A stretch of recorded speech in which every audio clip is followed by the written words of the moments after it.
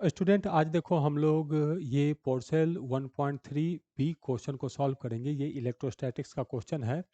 सबसे पहले देखो क्वेश्चन में क्या कहा गया है। ये हम लोग को इस तरह से एक आइसक्रीम टाइप का कोन दिया हुआ है जिसमें आइसक्रीम नहीं है, मतलब ये हॉलो कोन है। और हॉलो कोन में इधर जो स्लैंट हाइट है ये हम लोग को एल दिया हुआ है।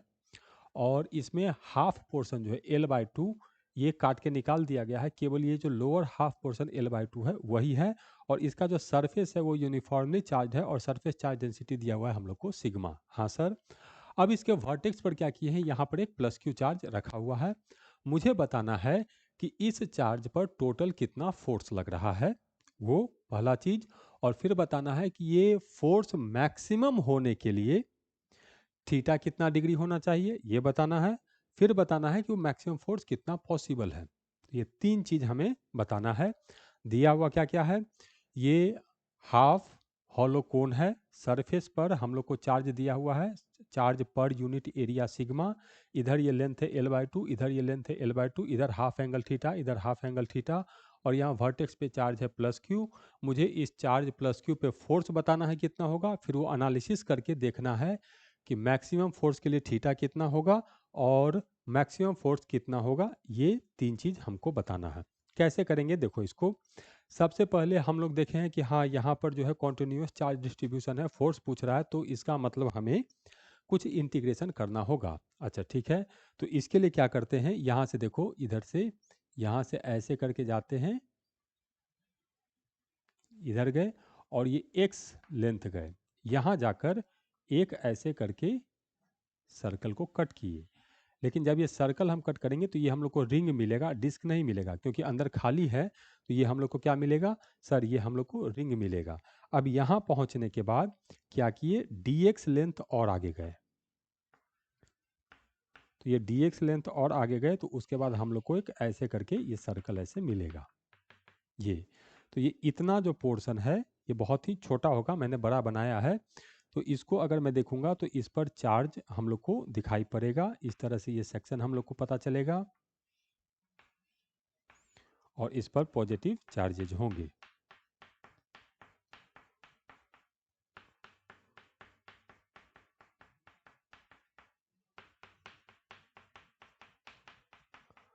अब इसको अगर मैं काट के निकालूं तो ये कुछ हम लोग को इस तरह से चीज बनेगा। ध्यान से देखना इसको, ऐसे ये ऐसे बनेगा और इधर हम लोग को ऐसे होगा, इधर ऐसे होगा और इधर ऐसे होगा। हाँ सर, ये हम लोग को होगा। और ये वाला जो लेंथ है ये तो हम जानते हैं, ये हम लोग को है dx। हाँ सर, ये dx है और ये इसका सेंटर पार्ट हो गया, बीच से ऐसे होगा।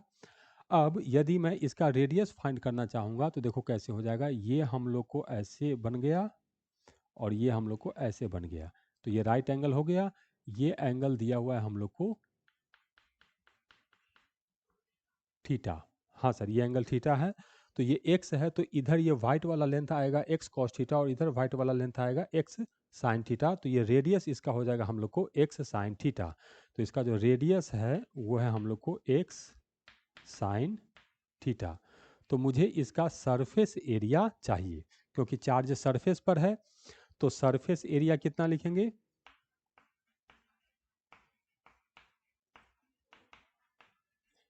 तो देखो ये जो ऐसे करके इधर हम लोग को बन गया, ये देखो ये वाला लेंथ, तो ये लेंथ हो जाएगा हम लोग को 2 पाई आर। तो ये लेंथ लिखेंगे तो सरफेस एरिया का, तो ये 2 पाई और आर है हम लोग को एक्स साइन थीटा।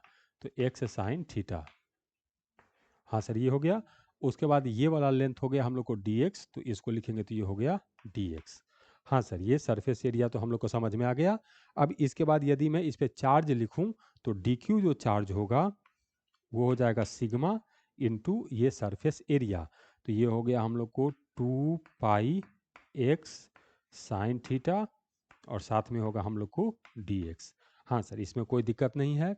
अब देखो ये जो यहाँ पर जो चार्ज होगा ये इस पर फोर्स लगाएगा हम लोग को इस डायरेक्शन में, इधर। हाँ सर, ये फोर्स इधर लगाएगा, बिल्कुल सही है। और इधर का जो चार्ज है वो फोर्स लगाएगा हम लोग को इस डायरेक्शन में, इधर सेम अमाउंट का फोर्स लगाएगा। हाँ सर, वो लगाएगा। और यही चीज़ हम लोग को टोटल ऐसे रोटेट करना है इसका मतलब जब मैं फोर्स देखूंगा तो केवल इसका ये जो कंपोनेंट होगा इधर, यही हम लोग को आएगा। इधर का कंपोनेंट इधर और इसका कंपोनेंट इधर कैंसिल कर देगा। तो इधर कंपोनेंट कितना होगा, तो ये वाला जो एंगल है वो हम लोग को थीटा है, तो डी एफ कॉस थीटा। हाँ सर, ये समझ में आ रहा है कि ये फोर्स जो होगा वो हम लोग को डी एफ कॉस थीटा हो जाएगा। क्लियर? तो जो हमारे काम का फोर्स है वो वर्टिकली अपवर्ड डायरेक्शन में होगा, और जो काम का फोर्स है वो फोर्स एफ लिखूंगा, तो डी एफ। तो देखो यहाँ और यहाँ चार्ज क्यू है, तो फोर्स कितना लगेगा, K Q one Q two by R square.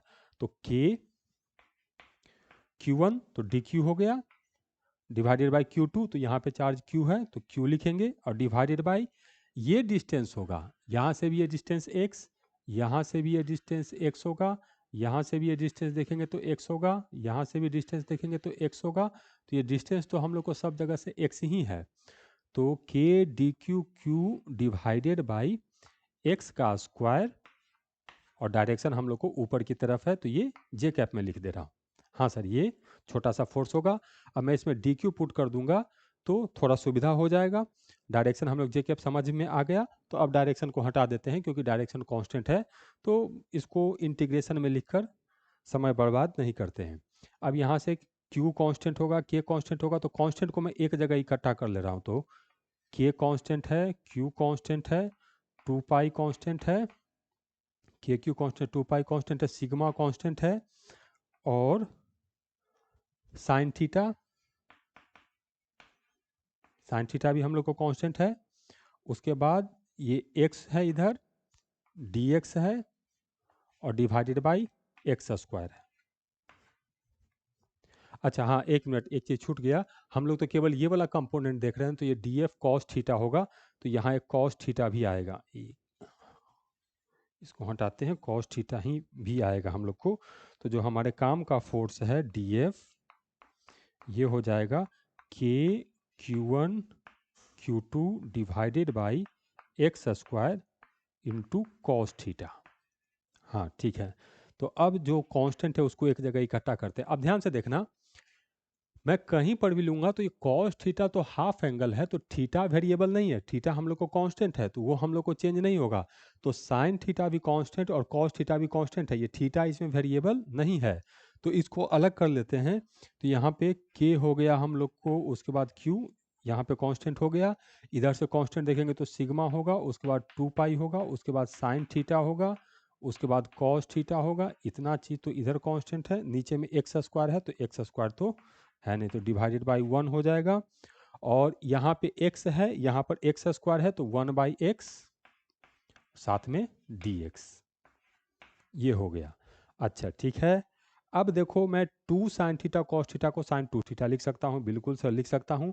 और टोटल फोर्स कैलकुलेट करना है तो इसी को इंटीग्रेट कर देंगे, तो total force F equal to आ गया हम लोग को, K होगा, Q होगा, सिग्मा होगा, उसके बाद पाई होगा, उसके बाद साइन 2 थीटा, ये सब तो कांस्टेंट है, और integration 1 by x D x.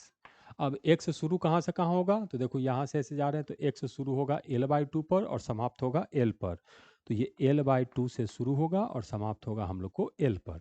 हाँ सर, इसका इंटीग्रेशन तो कोई तोप चीज़ है नहीं, ये तो लॉग है, तो डायरेक्ट आप लिख दीजिए, तो ये आ गया k q sigma pi sine 2 theta, और इसको लिखेंगे तो ln x हो जाएगा, तो ये आ जाएगा ln l minus ln l by 2, तो ये तो ln 2 आ गया। तो ये फोर्स आ गया हम लोग को, k होगा, q होगा, सिग्मा होगा, उसके बाद पाई होगा, उसके बाद साइन 2 थीटा होगा, और उसके बाद होगा ln 2, ये तो ln 2 बचा, ये हम लोग को फोर्स आ गया। अब फोर्स का एक्सप्रेशन भी देखो बहुत ही सिंपल है, कोई तोप चीज़ है नहीं। तो ये मैक्सिमम कब होगा, जब ये वाला चीज़ हम लोग को मैक्सिमम होगा तभी मैक्सिमम पॉसिबल है। तो साइन 2 थीटा का मैक्सिमम वैल्यू 1 होगा, तो मैक्सिमम फोर्स हो जाएगा के क्यू सिग्मा पाई ln 2, और उस टाइम थीटा कितना होगा, तो साइन थीटा मैक्सिमम तभी होता है जब हम लोग को थीटा 90 डिग्री होता है, तो 2 थीटा 90 डिग्री है, मतलब थीटा हम लोग को 45 डिग्री होगा। तो ये क्वेश्चन इस तरह से हम लोग को बनाएँगे। क्वेश्चन में कोई तो बात नहीं है, बहुत ही आसान चीज़ है।